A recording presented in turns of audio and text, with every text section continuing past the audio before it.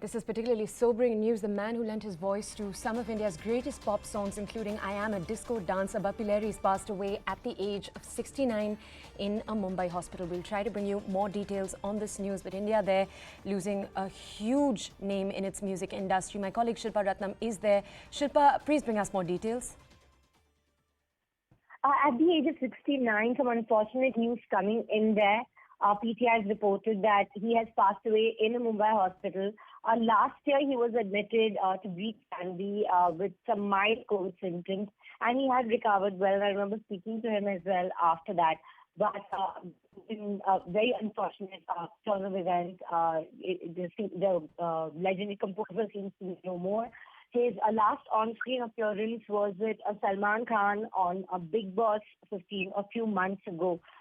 In fact, and we are waiting for more details. He was suffering from ailing health, but still somebody who was extremely enthusiastic and also would celebrate all festivals with great fervor. He was known for his special compositions on days such as Ganesh Chaturthi, on Diwali, for his own fun spin on songs. He is somebody who was very popular in the 80s and 90s with tracks such as Disco Dancer, Namak Halal, Sharabi, Dance. In 2014, he also was declared a BJP candidate in West Bengal, but unfortunately he lost. But some evergreen songs there, and a lot of his songs being remixed as well, not just in Hindi films, but also in international music. He won the Filmfare Lifetime Achievements at the 63rd Filmfare Awards. Somebody who also gave a voice to Moana in the Hindi dub, and was a big reason why that was a hit. A composer who was equally loved by many generations.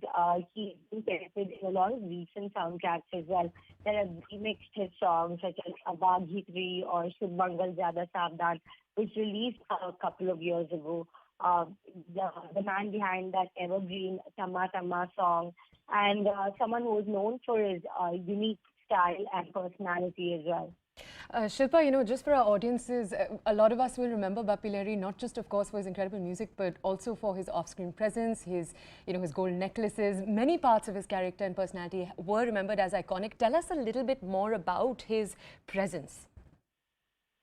Well, yes, he developed his entire flashy personality, perhaps modeled on his own idols, and he popularized the use of synthesized disco music in Indian cinema, which was a very new sound and something that viewers, our listeners weren't familiar with. And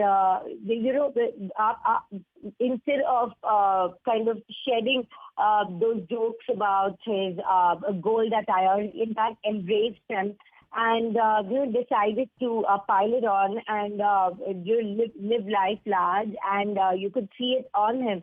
And was also called a man with a golden heart, quite literally and figuratively, and is going to be immensely missed. Recently, he has been suffering from ill health. Last year as well, he had mild COVID. He recovered since I spoke to him, but somebody who's been battling cholesterol too, and but always made an effort to talk to the media. Was always very active, and also made sure that no matter how he was feeling, when he was on screen, he was always shining inside out. Shilpa, one more question for you. Our audiences will know his career was almost 45 years long, but for our audiences, can you tell us a little bit about what his last few years looked like in terms of his participation, particularly with music in the film industry in the last 5 years? Well, yes, absolutely. In the last few years, as I was telling you, a lot of his songs were remixes in the 80s, 70s, 80s, and in the 90s as well. He had an absolutely great run. Following which his song started perhaps sounding a little dated, so in the 2000s there was a slight lull, but again it picked up post 2010 because by then a lot of the songs started getting remixed. In Ooh La La, he had a very popular turn as a singer in the Dirty Picture. And Gunde as well, he turned singer too. And after that, there were a lot of remixes, such as in 2017, Badrinath Ki Dulhania. Then in 2020, Shubh Mangal Zyada Savdhan, and in 2020, Baghi 3 as well. Also notably, he gave a voice to an animated character in Moana, the Hindi dub. And that was very popular as well. And Shilpa, do we know any information about which of his family members he is survived by?